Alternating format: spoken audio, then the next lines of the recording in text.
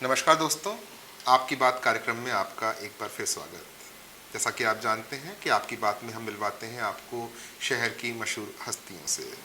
आज की जो हस्ती हमारे साथ मौजूद है वो डायरेक्शन में, मैनेजमेंट में, गीत में, संगीत में, फिल्मों में, यहाँ तक कि ट्रैक्टर, खेती और पंचायतों में भी है। आप सोच रहे होंगे कि कौन सा व्यक्तित्व हमारे सामने आने वाला है, तो मिलवाते हैं आपको नुपुर सरीन जी से। नुपुर जी, स्टूडियो में आपका बहुत बहुत स्वागत। नुपुर जी, आपकी ज़िंदगी में बहुत सारी हलचलें रहीं, हम उन हलचलों पे भी बात करेंगे अभी।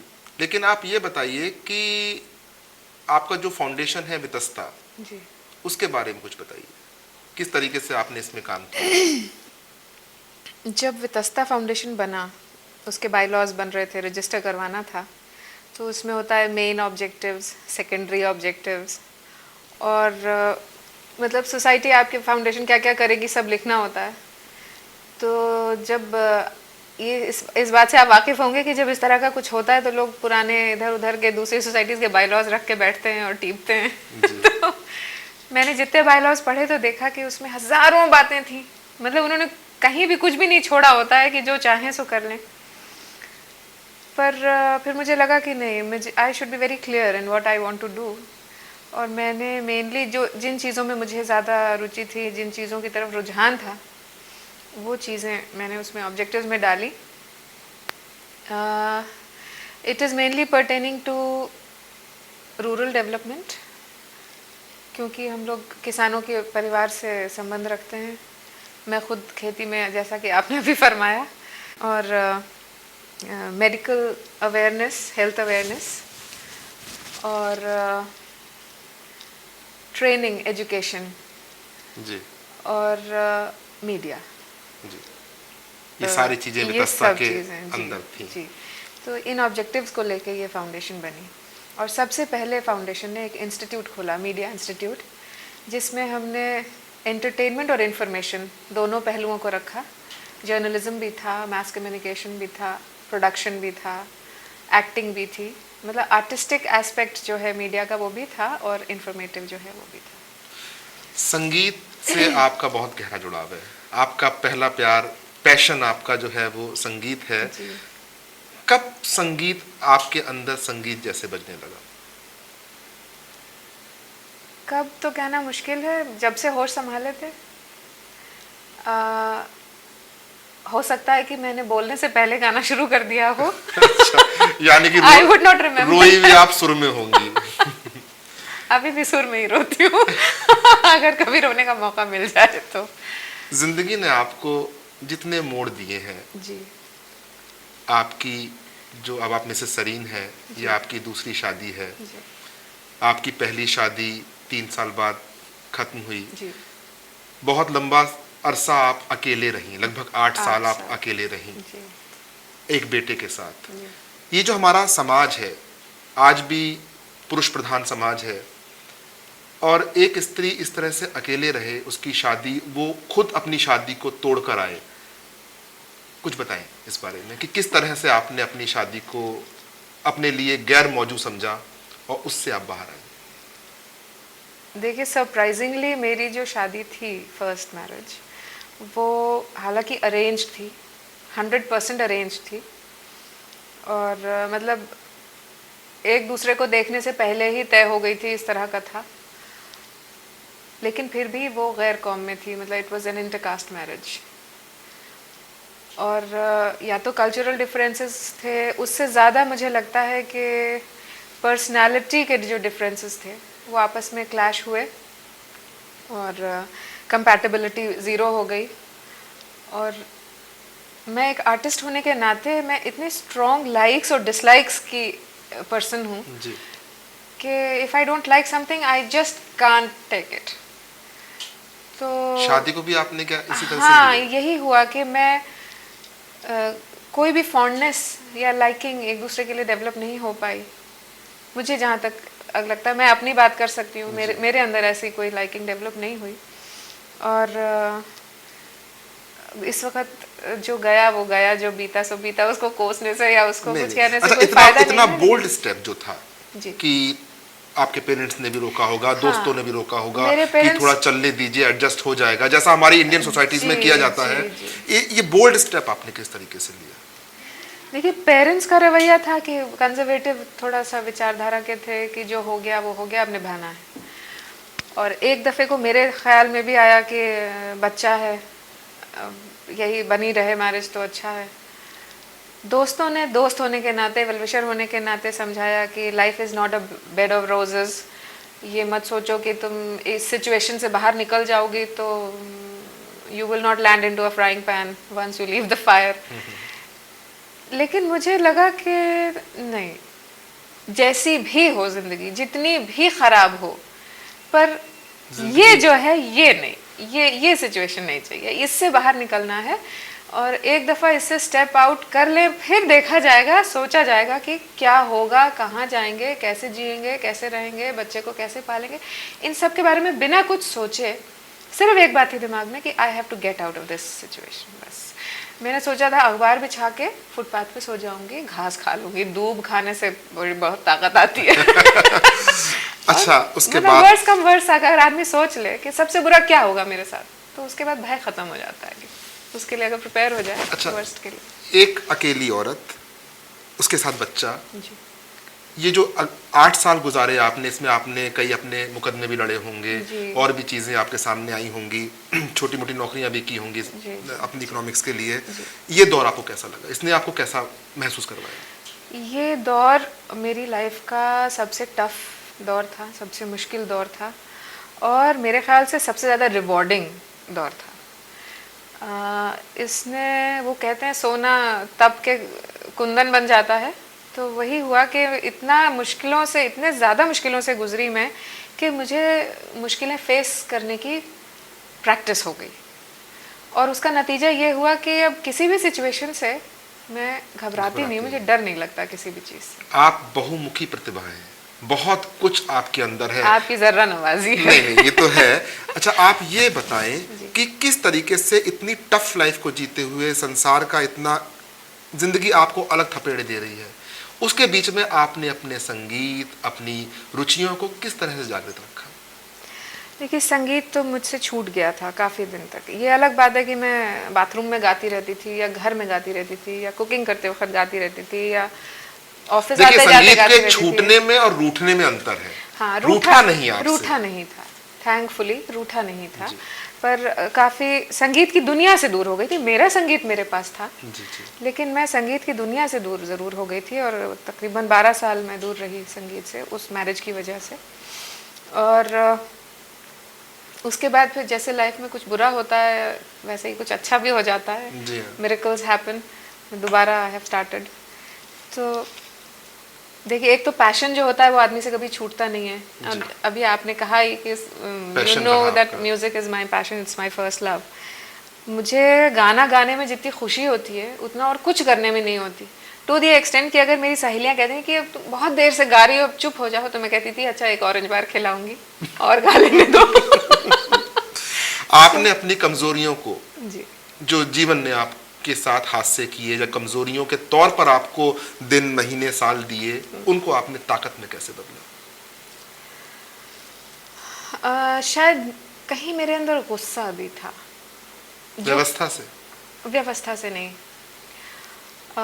स्टार्स से कह लीजिए, या जो कुछ भी मेरे साथ हो रहा था, I could never make out कि ये क्यों हो रहा है, पर जो भी पावर उसके पीछे थी उससे मैं बहुत नाराज़ थी।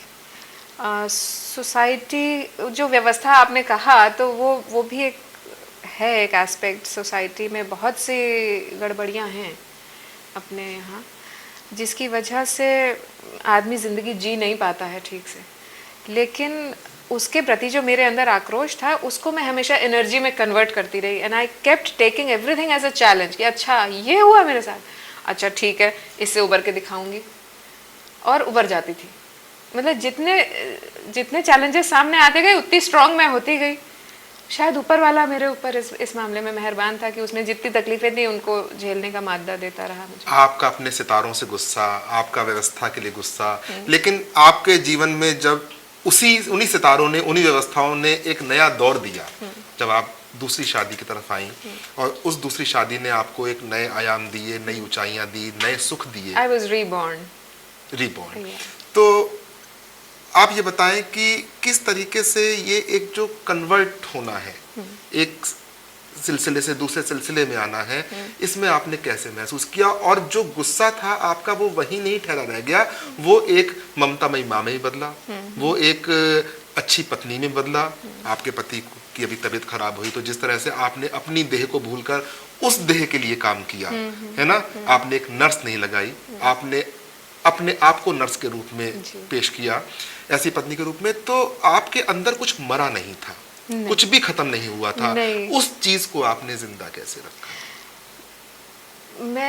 मेरे अंदर जिंदगी ऐसी कूट कूट के भरी हुई है डॉक्टर शर्मा कि मुझे मारना बहुत मुश्किल काम है। बड़ी से बड़ी हमारे समाज में इस समय जो लगभग स्त्रियों की स्थिति है, लगभग घरों में पुरुष प्रधान समाज होने की वजह से तमाम दिक्कतें हैं। हमारी औरतें शिकायतें करती हैं, स्त्री विमर्श होता है, नारी के परचम लहराए जाते हैं, लेकिन वो ताकत औरतें अपने अंदर पैदा नहीं करती जो उन्हें करनी चाहिए।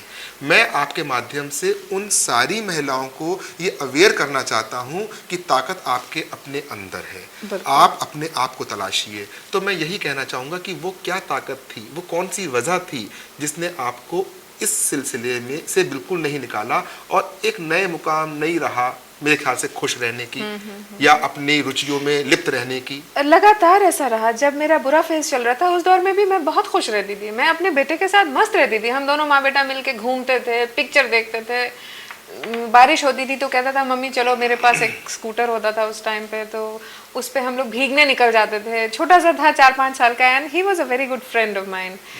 तो I really enjoyed life thoroughly with that little boy I had. He was अच्छा। और उस पीरियड को काटने का एक कारण वो भी था, वो एक बच्चा था जिसकी मेरे ऊपर जिम्मेदारी थी और मुझे उसके लिए हर चीज़ करनी थी। शायद मैं अकेली होती तो इतनी स्ट्रेंथ मेरे अंदर ना आती, बट उसको प्रोटेक्ट करने के लिए मुझे अपने को बहुत स्ट्रॉन्ग बनाना था। और अभी जो आपने पूछा कि जो महिलाएं या जो भी वीक पर्सन्स हैं सोसाइटी के, वो क्रिब करना या रोना या शिकायत करना, ये इसलिए होता है कि, और तब होता है जब इंसान खुद अपनी सिचुएशन के लिए खुद को जिम्मेदार न ठहरा के किसी और को या किसी दूसरे को जिम्मेदार ठहराता है और अपने डिसीजंस की जिम्मेदारी खुद नहीं लेता, इसलिए डिसीजन भी नहीं ले पाता है। वो डिसीजन तभी ले पाता है जब 10 आदमियों का उसको सपोर्ट मिल जाए, सब ने हाँ तुम ठीक कर रही हो या तुम ठीक कर रहे हो, तब वो कहता हाँ ठीक है मैं ये कर लेता हूँ। ये करना बहुत मुश्किल होता है कि तुम ठीक नहीं कर रहे हो, नहीं कर रहे हो, नहीं कर रहे हो, और फिर भी हम डिसाइड कर लें कि नहीं हम यही करेंगे, है ना। ये आदमी तभी कर पाता है जब वो ये सोच लेता है कि ठीक है हम ये कर रहे हैं, इसके जो भी परिणाम होंगे वो हम भुगतेंगे, हम उसके लिए जिम्मेदार हैं, आपसे कोई मतलब नहीं, आप जाइए अपना काम करके। एक ऐसी जिंदगी गुजारते हुए जिसमें आप मिसेज नहीं थी और उसके बाद आपने मिसेज भाग्यशाली के 200 एपिसोड बनाए वो किस तरीके से था? नहीं, एक्चुअली मिसेज भाग्यशाली के 200 एपिसोड्स जब मैंने बनाए थे तब मैं मिसेज हो चुकी थी दोबारा।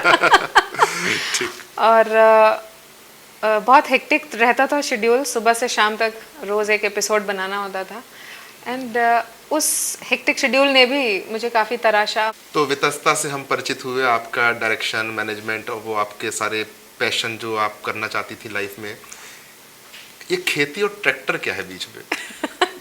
मैंने बताया मैं किसानों की फैमिली की हूँ। बाई चांस ऐसा हुआ कि जो हमारे फार्म्स थे, ज़मीनें थी, दादा हमारे ग्रैंडफादर ने बनाई थी, they had to be looked after.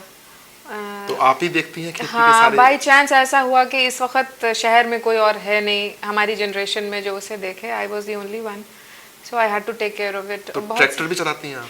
हाँ, ज़रूरत पड़ने पर चलाती हूँ। और मैंने सुना है कि आप वहाँ के 5 गाँव की पंचायतों को भी संभालती हैं। ये उन लोगों का स्नेह है, प्यार है, मुझे कोई ज़रूरत नहीं है, ना उन पंचायतों को मेरी ऐसी कोई ज़रूरत है, पर वो ये है कि मैं कि जितने वहाँ बुज़ुर्ग हैं उनकी बिटियाँ हूँ, जितने छोटे हैं उनकी दीदी हूँ, तो वहाँ ये होता है कि कोई कभी आपने इसको प्रोजेक्ट बिटिया और प्रोजेक्ट दीदी करके नहीं चलाने की कोशिश करी? नहीं, अच्छा आइडिया है, आई कैन ट्राई इट। तो वो लोग मेरा इंतज़ार करते हैं फैसलों के लिए कि बिटिया आएंगी तो तब फैसला होगा, तो मैं जाती हूँ फिर, और जो मैं कह दूँ वो मान लेते हैं वो लोग। एक नई फिल्म में भी आपको रोल मिला है, कुछ उसके बारे में बताएं। जी अभी तो मिला है, there is many a slip between cup and lip, देखिए लेकिन it's a very good film. Mister Chandan Arora जो हैं उसके, मैं माधुरी दीक्षित बनना चाहती हूँ के डायरेक्टर हैं, वही डायरेक्ट कर रहे हैं ये फिल्म। और यूटीवी लक्ष्य जिस बैनर ने बनाई थी वही बैनर बना रही है। लखनऊ में शूटिंग हो रही है उसकी। एंड कुछ खास नहीं है, it's a small role. Rajpal Yadav उसमें हीरो हैं, he is playing a lecturer. Sonali Bendre is his wife, she is playing his wife. तो उसमें उस कॉलेज की जो डीन है वो रोल मुझे करना है। अच्छा ये बताइए कि तमाम रोल्स आपने अपनी लाइफ में किए जी, जो अब डीन का रोल आप अपनी फैमिली में या अपनी सोसाइटी में कर रही हैं, वो कैसा है? I am enjoying that also. ये मेरी मजबूरी कह लीजिए या मेरी एक खराब आदत है कि जो भी हो रहा हो मैं उसे एंजॉय ज़रूर करती हूँ। अच्छा हो चाहे बुरा। तो इस वक्त जो अच्छा हो रहा है वो भी मैं बहुत एंजॉय कर। पिछली चीज़ों को आपने उनकी एक शक्ल देकर उनको छोड़ा जी, और आपकी ज़िंदगी इतनी लुत्फ है और इतनी बहती हुई नदी जैसी है कि इसको रोका नहीं जा सकता, कोई बैरिकेटिंग आपके ज़िंदगी पे लगाई नहीं जा सकती। नई योजनाएं क्या है? देखिए मेरे हस्बैंड की जो इलनेस थी, बहुत सीरियस इलनेस थी, ब्रेन हैमरेज वगैरह, उससे रिकवर करने में थोड़ा अभी उनको वक्त अभी बाकी है। अभी 3 महीने पुरानी बात हुई है, ये काफ़ी रिकवर किया है, अभी कुछ टाइम और लगेगा। तो अभी तो मैं फुल फ्लेजेडली उनकी नर्सिंग में कंसंट्रेट कर रही हूँ। उसके आगे मैं चाहती हूँ कि जब तक इस शहर में हूँ तब तक कुछ अच्छा कर जाऊँ यहाँ पे, देखते हैं।